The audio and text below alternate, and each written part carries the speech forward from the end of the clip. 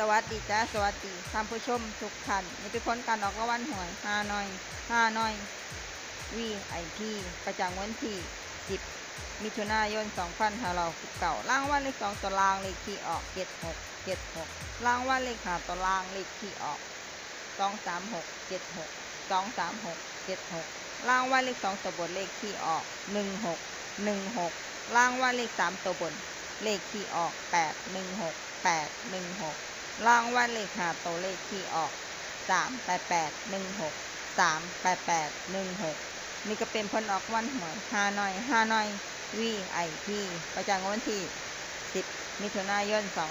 2569ขอให้โชคดีมีชัยถูกหวยฮานอย VIP ได้รับเงินกันทุกคนด้วยจ้าฝากไว้ด้วยจ้ะซับสไครบ์กดติดตามและเป็นกำลังใจขอบคุณทุกท่านที่เข้ามารับชมและรับฟังแล้วมาพบกันใหม่ในผลการออกหวยฮานอยในวันพรุ่งนี้สำหรับมื้อนี้ขอบคุณและสวัสดีจ้า